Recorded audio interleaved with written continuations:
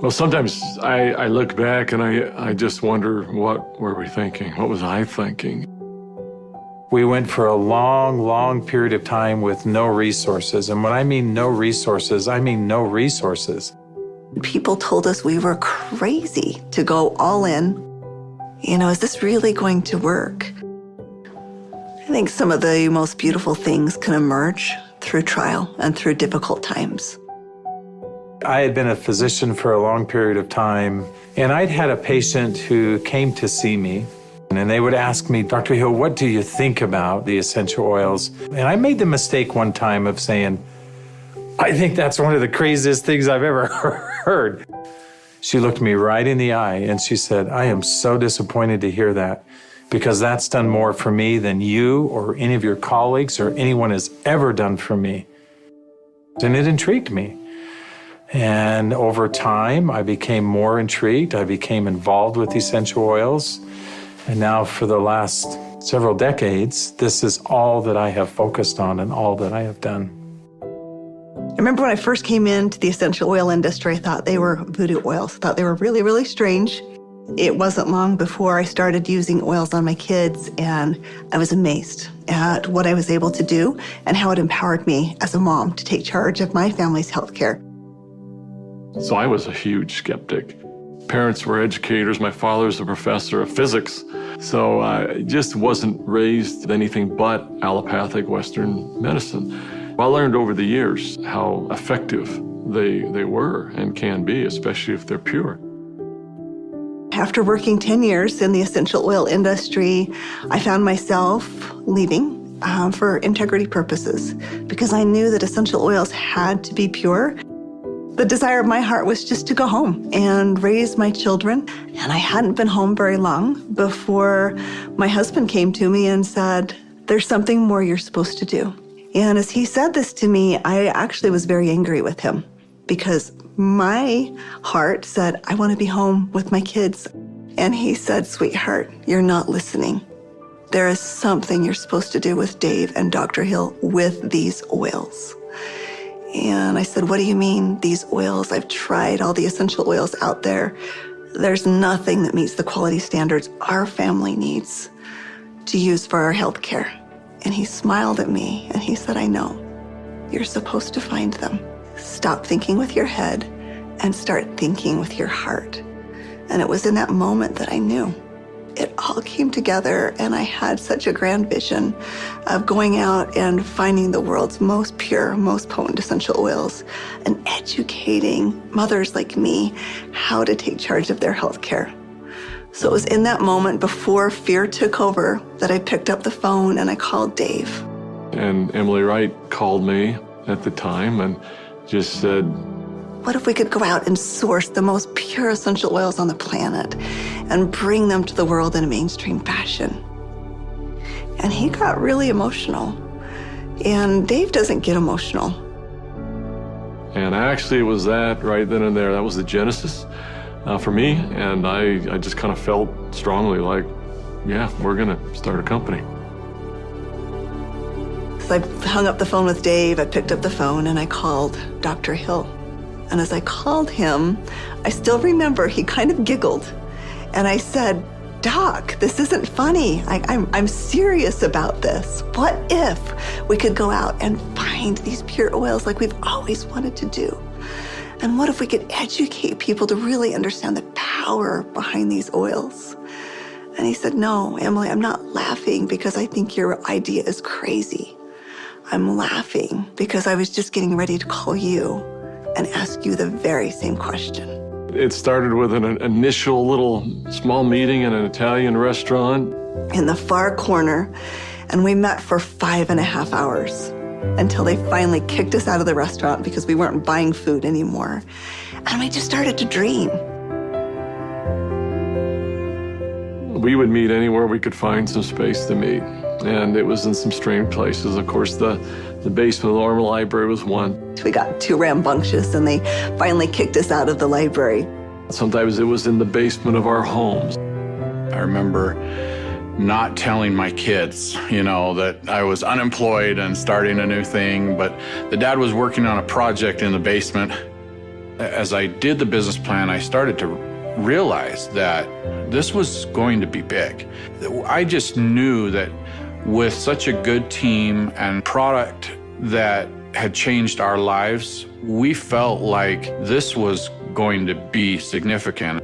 So as we began in the spring of 2008, that's when we had a massive falling out with the housing market in the United States. And there was a lot of panic and a lot of fear.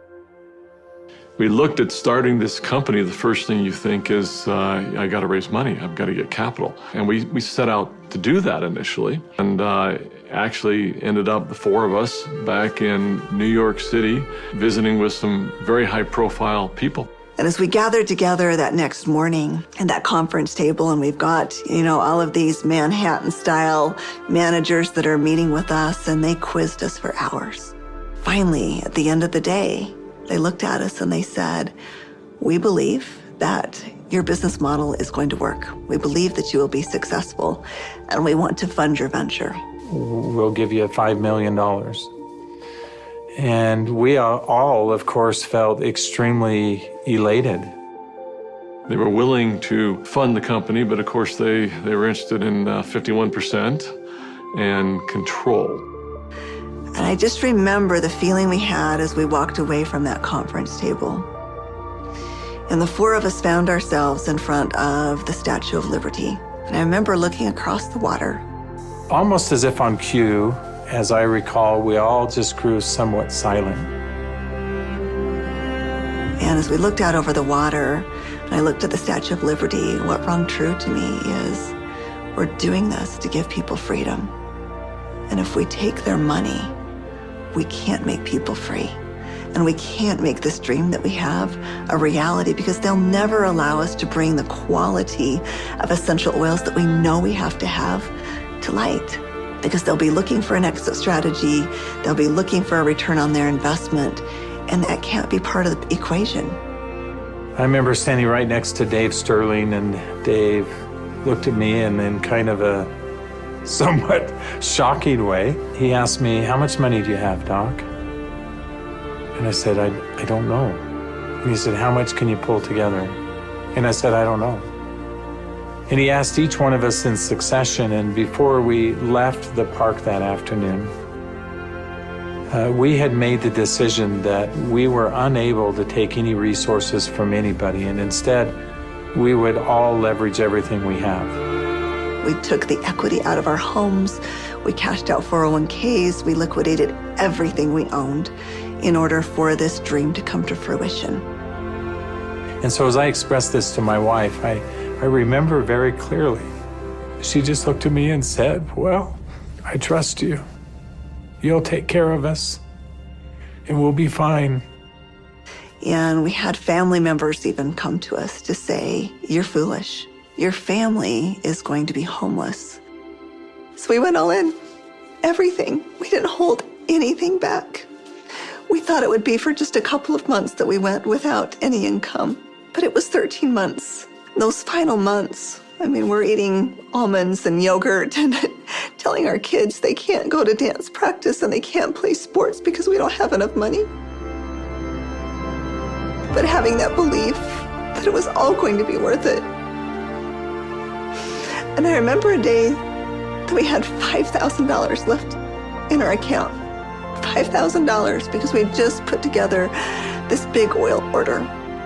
And we didn't know how we were going to make payroll. We didn't know how we were going to make commissions. And just to see how doors open every single time, as long as we continued to step forward, that doors open. People ask me sometimes, how are you guys able to do what you did? And, but everybody rolled their sleeves up and we did every job. We did this job, this job, this job. I was supposed to go out and find these precious oils. So I started calling people, and every single person would say, "Of course, our oils are 100% pure." And that's when I realized almost all essential oils that are sold out there are sold through brokers. These brokers were very smart people, often having very sophisticated labs, and the oils were almost always changed. Most were not pure, most were synthetically created. I had probably 100+ different samples that had been sent to my home. And every time we would meet, Dave, Dr. Hill would say, "Emily, have you found the oils yet?" I'd have to say, "Not yet." Like, are we going down the right path? Is this really what we're supposed to do? And I remember one beautiful day, I opened up my doorstep and 5 oils showed up all on the same day. It was frankincense, lavender, tea tree, lemon, and peppermint. As I smelled these bottles, I called up Dave and I called up Dr. Hill and I said, "I found the oils." They said, "Don't you dare open them until we're all together." We knew that these oils were absolutely pure, and it gave us just enough confidence, just enough faith to continue stepping forward. I remember that first discussion we had. We talked about the culture of the company. What type of soul do we want doTERRA to have? And we realized that these oils are experiential. And we realized it had to be a person-to-person model. We had to bring people together. We've got to have a culture of giving back. We have to have a culture of caring. Locking arms with the people who are putting the seeds in the ground, who are harvesting these products. It's making sure that their needs are met. As I look back on it today with doTERRA, it's overwhelming to me to see the impact it is around the world. There's a lot of sacrifice, but again, those are days we look back on, with some pride. Sacrifice is a really important piece in setting the foundation. Today, we've empowered nearly 8 million families all around the globe. We're now filling 315,000 bottles of oil every single day. And just to think about it on that scale just warms my heart, knowing that every single bottle is changing somebody's life on both sides of the bottle.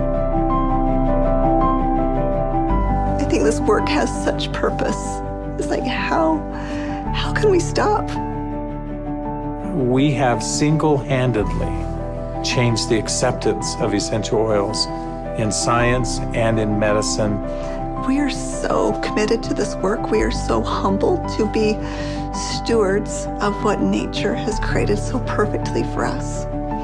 And we're so grateful for all of our amazing employees, for all of our amazing wellness advocates, for all of our amazing customers all around the world. We haven't changed in our mission.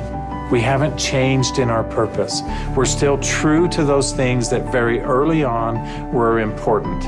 If doing the right thing was important then, doing the right thing is important now. If helping and giving service to other people was important then, it's important now. If sourcing oils differently and doing what had not been done before was important then, it's important now. We feel like, as crazy as it sounds, we're still just beginning.